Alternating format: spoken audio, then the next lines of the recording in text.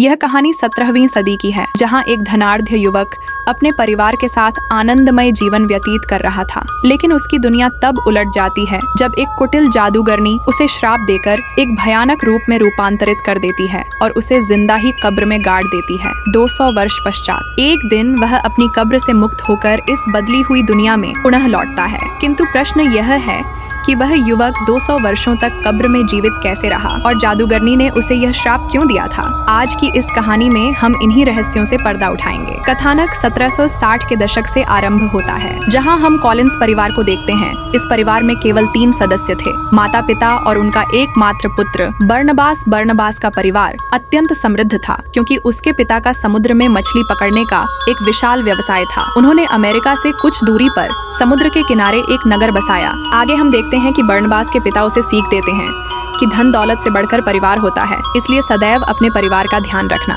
कोलिन्सपोर्ट में बर्नबास के पिता ने अपने परिवार के लिए एक आलीशान हवेली बनवाई, जिसका नाम कोलिन्सपोर्ट रखा गया। कुछ ही वर्षों में उनका मछली पकड़ने का व्यवसाय फलने फूलने लगा। इस दौरान बर्नबास भी युवा हो गया। यौवन के दिनों में उसका प्रेम प्रसंग घर में काम करने वाली एंजेलिक नामक एक सेविका से हो गया। एक दिन एंजेलिक बर्नबास से कहती है, मैं तुमसे अगाध प्रेम करती हूँ और अब विवाह करके अपना संपूर्ण जीवन तुम्हारे साथ बिताना चाहती हूँ। लेकिन बर्नबास विवाह करने से मना कर देता है। इससे क्रोधित होकर एंजेलिक बर्नबास को अकेला कर देने के लिए काला जादू करती है और उसके माता पिता के ऊपर हवेली की एक प्रतिमा गिराकर उनकी हत्या कर देती है। बर्नबास को आभास होता है कि यह कोई दुर्घटना नहीं थी, अपितु काला जादू था। इसलिए वह स्वयं काले जादू की पुस्तकें पढ़ने लगता है। कुछ दिन इसी प्रकार बीत जाते हैं और इसी मध्य बर्नबास को अपना सच्चा प्यार मिल जाता है, जिसका नाम जोसेट होता है। किंतु बर्नबास और जोसेट के प्रेम को देखकर एंजेलिक सहन नहीं कर पाती। वह फिर से काले जादू का सहारा लेती है और जोसेट को अपने वश में कर लेती है। इसके बाद हम जोसेट को देखते हैं, जो एंजेलिक के वशीभूत होकर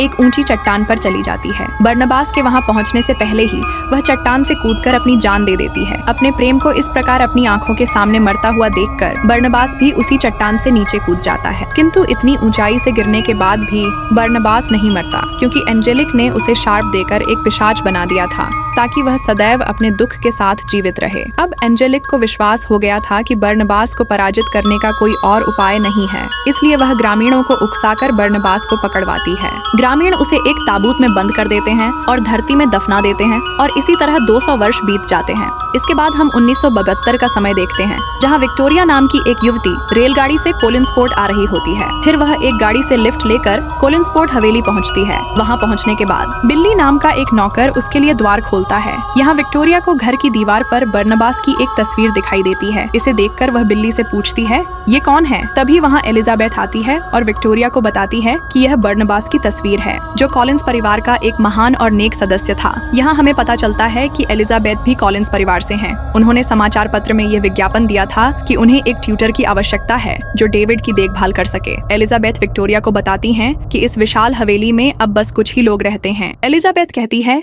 यहाँ मैं मेरी बेटी कैरोलिन, मेरा भाई रॉजर और उसका बेटा डेविड रहते हैं। इस पर विक्टोरिया एलिजाबेथ से डेविड की माँ के बारे में पूछती है। एलिजाबेथ बताती है, समुद्र में डूबने से डेविड की माँ की मृत्यु हो गई थी, लेकिन डेविड इस बात को आज तक स्वीकार नहीं कर पाया। उसे लगता है कि वह अपनी माँ को देख सकता है और उनसे बातें भी करता है। इसके बाद एलिजाबेथ विक्टोरिया को अपनी बेटी कैरोलिन से भी मिलवाती है। कैरोलिन वास्तव में थोड़ी शरारती और जिद्दी स्वभाव की लड़की होती है। अब रात्रि के भोजन के समय एलिजाबेथ विक्टोरिया को डेविड के पिता रॉजर से भी मिलवाती है। उसी भोजन की मेज पर एक मनोचिकित्सक डॉक्टर जूलिया भी आती है। दरअसल डेविड अभी भी अपनी माँ को देख सकता है, जिसके कारण एलिजाबेथ को लगा कि उसे एक मनोचिकित्सक की आवश्यकता है। इसी वजह से उन्होंने डॉक्टर जूलिया को बुलाया था, जो पिछले 3 वर्षों से वहीं रहकर डेविड का इलाज कर रही है। इसी बीच विक्टोरिया को थोड़ी दूर कोई श्वेत चादर ओढ़े हुए नजर आता है। दरअसल डेविड यहाँ विक्टोरिया को डराने आया था, लेकिन वह नहीं डरी। अब आगे हम विक्टोरिया को देखते हैं, जो अपने कमरे में कपड़े ठीक कर रही होती है। तभी वह देखती है कि कमरे के सामने कोई चादर ओढ़कर खड़ा है। उसे लगा कि डेविड फिर से उसे डराने आया है, इसलिए वह चादर हटाने जाती है।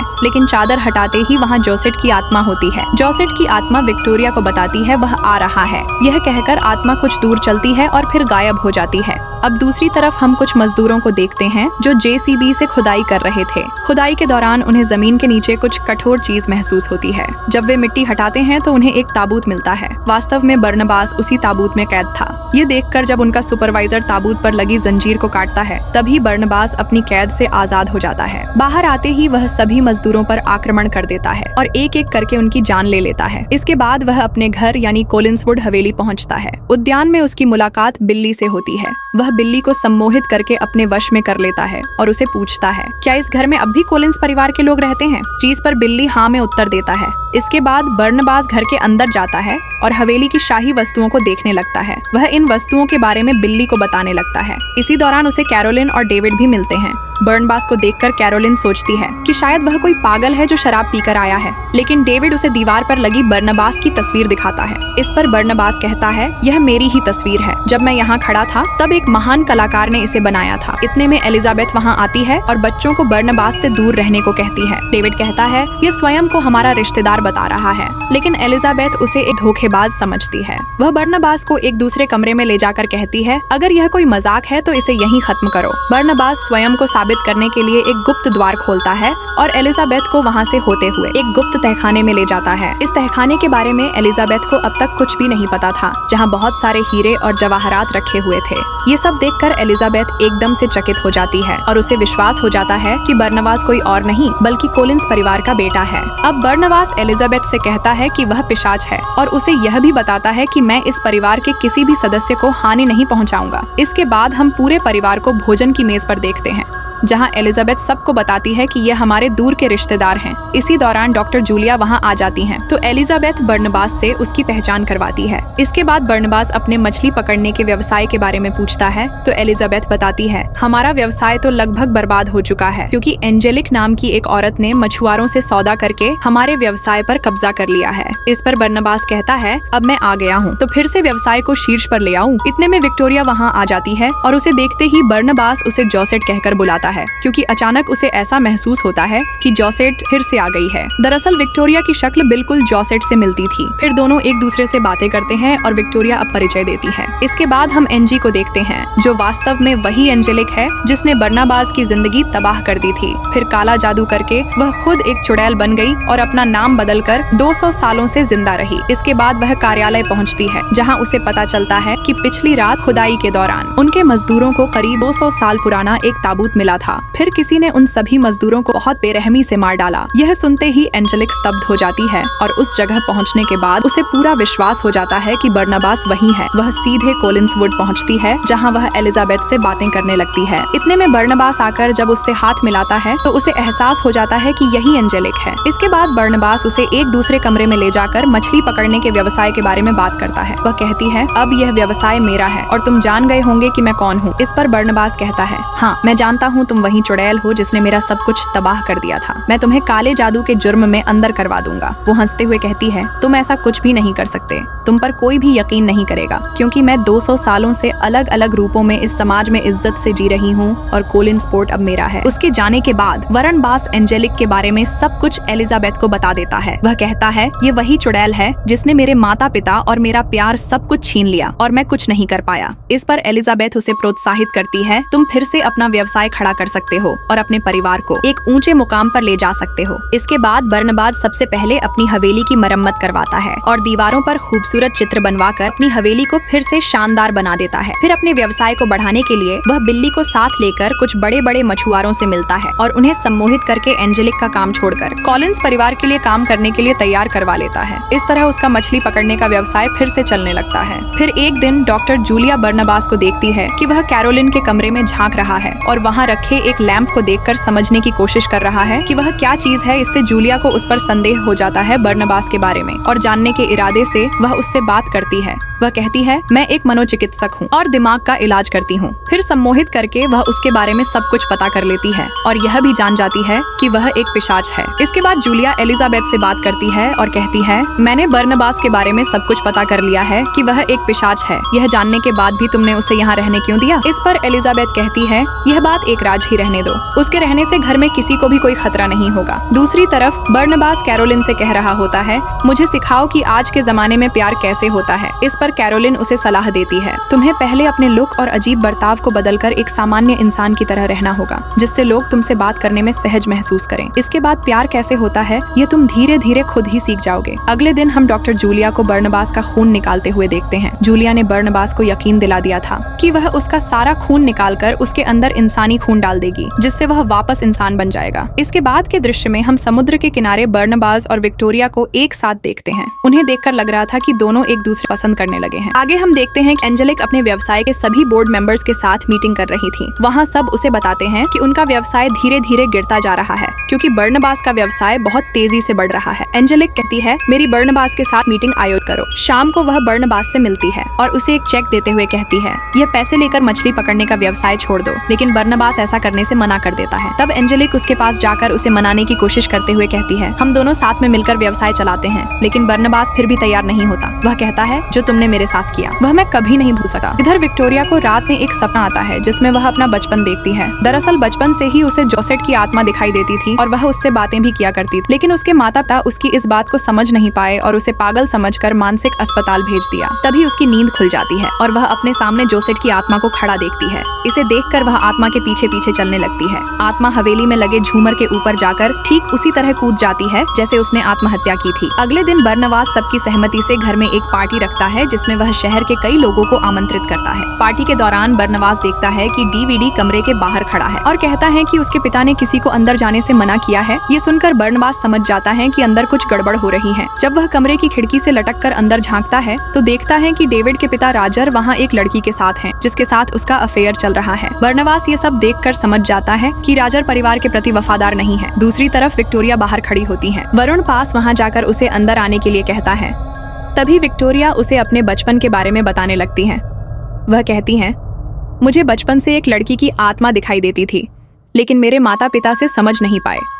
इस वजह से मेरा बचपन बहुत तकलीफ भरा था। पर एक दिन उस आत्मा ने मुझे कॉलेज से उड़ाने का रास्ता दिखाया और जब मैं यहाँ आई और तुमसे मिली तो मुझे ऐसा लगा कि मैं तुम्हें सदियों से जानती हूँ।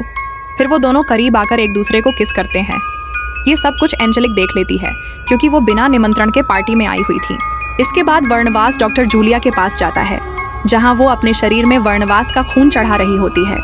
बर्नबास यह देखकर समझ जाता है कि वो उसे इंसान बनाने के बजाय खुद पिशाच बनकर अमर होना चाहती है। इस धोखे से गुस्सा होकर बर्नबास उसे जान से मार देता है और बिल्ली के साथ उसकी लाश को समंदर में फेंक देता है। के बाद हम रोजर को देखते हैं जो हवेली का गुप्त दरवाजा ढूंढने की कोशिश कर रहा था। इतने में वहां बनबास पहुंच जाता है। दरअसल रोजर की हरकतें बनबास पहले ही समझ चुका था। उसने सिर्फ पैसों के लिए डेविड की मां से शादी की थी। इस बात से नाराज होकर बर्नबास रोजर को 2 विकल्प देता है। पहला यह कि वह कोलिंसवुड में रहकर डेविड के लिए एक अच्छे पिता की तरह उसकी देखभाल करें। दूसरा विकल्प यह कि खजाने से बहुत सारे पैसे लेकर अपनी स्वार्थी जिंदगी बिताने के लिए हमेशा के लिए यहाँ से चला जाए। रोजर पैसे को चुनता है और अपने बेटे डेविड को छोड़कर हमेशा के लिए वहाँ से चला जाता है। अब अपने पिता को हमेशा जाते हुए देखकर डेविड बहुत दुखी हो जाता है और भाग कर अपने कमरे की तरफ जाने लगता है। तभी सीढ़ियों में पैर लगने की वजह से एक भारी चीज उसके ऊपर गिरने लगती है। यह देखते ही बर्नबास एक पल में जाकर उसे बचा लेता है। यह देखकर सभी लोग हैरान और डर जाते हैं क्योंकि ऐसा कोई साधारण इंसान नहीं कर सकता। तभी बर्नबास पर धूप पड़ने की वजह से उसकी त्वचा में आग लग जाती है, लेकिन बिल्ली तुरंत उस पर पानी डालकर उसे बचा लेता है। इस घटना के बाद सभी को पता चल जाता है कि बर्नबास एक पिशाच है। यह देखकर वहाँ मौजूद सभी लोग डर कर चले जाते हैं। विक्टोरिया भी अब समझ जाती है कि बर्नबास कोई साधारण इंसान नहीं है, इसलिए वह भी उससे दूर हो जाती है। इसके बाद बर्नबास एंजेलिक के पास जाकर उसे अपने शाप से मुक्ति दिलाने की बात करता है, लेकिन एंजेलिक इसे साफ तौर पर मना कर देती है। वह बर्नबास को 2 विकल्प देती है, या तो वह उसके साथ मिलकर व्यवसाय करे और एक प्रेमी की तरह उसके साथ रहे, या फिर वह उसे दोबारा ताबूत में कैद कर देगी, वरना बांस यह सुनकर उसका प्रस्ताव ठुकरा देता है। इसके बाद एंजेलिक बातों बातों में उसे उकसाकर डॉक्टर जूलिया के बारे में पूछती है, क्योंकि उसे शक था कि बर्नबास ने डॉक्टर जूलिया का कत्ल किया है। गुस्से में आकर बर्नबास स्वीकार कर लेता है कि उसने ही डॉक्टर जूलिया को मारा था। जैसे ही बर्नबास वहाँ से निकलता है, एंजेलिक अपने जादू के जरिए उसे फिर से ताबूत में कैद कर देती है और उसके पूरे शरीर को जंजीरों से बांध देती है। इसके बाद वह अपने आदमियों के साथ बरनाबास को ले जाते हुए उसकी मछली पकड़ने की फैक्ट्री को आग लगवा देती है। आखिर में एंजेलिक बरनाबास को ताबूत सहित एक घने जंगल के पुराने टूटे फूटे घर में ले जाकर रखवा देती है और वहाँ से चली जाती है। अब उनके जाते ही डेविड वहाँ आ जाता है, जिसे उसकी माँ की आत्मा ने भेजा था। डेविड ताबूत खोलकर बरनबास को आजाद कर देता है। वहीं दूसरी तरफ मछली पकड़ने की फैक्ट्री में आग लगने की वजह से पुलिस और बहुत सारे लोग वहाँ जमा हो गए थे। इसी बीच एंजेलिक पुलिस के पास जाकर माइक के जरिए सभी लोगों को बताती है कि उसने बरनबास की वो बात सुनी थी जिसमें उसने डॉक्टर जूलिया के कत्ल की बात कबूल की थी। वह पुलिस को यह भी बताती है कि बरनबास एक कातिल है और उसके घर वाले भी गुनहगार हैं, क्योंकि उन्होंने यह सब छुपाने की कोशिश की। इसके बाद एंजेलिक पुलिस को लेकर पहुंच जाती है। वहाँ बरनबास सामने आकर सबके सामने एंजेलिक के गले पर हमला कर देता है और उसे काटता है, लेकिन एंजेलिक को कुछ भी नहीं होता। वह अपनी ताकत का इस्तेमाल करके बरनबास को दूर फेंक देती है। यह देखकर सभी लोग डर जाते हैं और समझ जाते हैं कि यह दोनों पिशाच हैं। इस स्थिति को देखकर पुलिस भी सतर्क हो जाती है और सभी टाउन के लोगों को वहाँ से तुरंत जाने का आदेश देती है। इसके बाद बरनबास और एंजेलिक के बीच एक खतरनाक लड़ाई शुरू हो जाती है। इतने में एलिजाबेथ एक बंदूक लेकर एंजेलिक पर फायर करती है, लेकिन उसे कुछ नहीं होता। वह दोबारा से खड़ी हो जाती है और अपनी जादुई शक्ति का इस्तेमाल करके हवेली की चीजों को जीवित कर देती है। वह एक सांप को एलिजाबेथ पर हमला करने के लिए भेजती है और हवेली में चारों तरफ आग लगा देती है। फिर एक पुतले की मदद से बरनबास को जकड़ लेती है। इसी दौरान हमें पता चलता है कि एंजेलिक ने अपनी जादुई शक्तियां से कैरोलिन को एक खूंखार भेड़िया में बदल दिया था। कैरोलिन सामने आकर एंजेलिक पर टूट पड़ती है और उसे मारने की कोशिश करती है, लेकिन एंजेलिक अपनी ताकत से उस पर भारी पड़ती है और कैरोलिन को मारकर बेहोश कर देती है। इसके बाद एंजेलिक बरनबास के पास जाकर उसे मारने वाली होती है। वह कहती है, मैंने तुम्हारा सब कुछ तबाह कर दिया और डेविड की माँ डूबकर नहीं मरी थी, बल्कि मैंने ही उसे मारा था। तभी वहाँ डेविड ऑनकर कहता है, उसे छोड़ दो, नहीं तो मेरी माँ तुम्हें मार डालेगी। इसी दौरान हम देखते हैं कि डेविड की माँ की आत्मा सामने आती है और अपनी शक्ति से एंजेलिक पर हमला कर देती है। एंजेलिक बड़े से झूमर से टकराकर गिर जाती है। इसके बाद बरनबास भी उस पुतले की जकड़ से छूट जाता है और सबको बाहर जाने के लिए कहता है। फिर वह एंजेलिक के पास जाता है और उसे समझ आता है कि एंजेलिक जैसी चुड़ैल का अंत इस झूमर के टूटने से होना था। अब देखते ही देखते एंजेलिक की मौत हो जाती है। दूसरी तरफ हम विक्टोरिया को देखते हैं, जो उसी चट्टान की ओर जा रही होती है जहाँ से गिरकर जोसेट ने आत्महत्या की थी, क्योंकि वह जान चुकी थी कि बरनबास एक पिशाच है और एक साधारण इंसान और एक पिशाच कभी एक नहीं हो सकते। अब बरनबास उसे ढूंढते हुए जल्दी से उस चट्टान पर पहुँच जाता है और गिरने से पहले उसे पकड़ लेता है, पर वह कहती है, हम दोनों कभी भी एक नहीं हो सकते, क्योंकि मैं एक साधारण इंसान हूँ। अब एक ही रास्ता है, तुम मुझे भी पिशाच बना दो। लेकिन बरनबास इस बात के लिए राजी नहीं होता। इसके बाद विक्टोरिया उस चट्टान से नीचे गिर जाती है। उसे बचाने के लिए बरनबास उससे पहले उसे काट लेता है, जिससे विक्टोरिया नीचे गिरने के बाद भी नहीं मरती, बल्कि वह भी एक पिशाच बन जाती है। अब ये दोनों एक दूसरे को देखकर खुश हो जाते हैं, क्योंकि दोनों एक जैसे हो गए हैं और हमेशा एक साथ रहेंगे। कहानी के आखिर में हमें समुद्र की गहराई में डॉक्टर जूलिया की लाश दिखाई जाती है, जिसकी आंखें खुल जाती हैं, क्योंकि बरनबास ने उसे काट कर मारा था, जिससे वह भी एक पिशाच बन चुकी थी। और इसी के साथ कहानी यहीं पर खत्म हो जाती है। दोस्तों, उम्मीद है कि यह कहानी आपको पसंद आई होगी। मिलते हैं आपसे एक और मज़ेदार कहानी के साथ।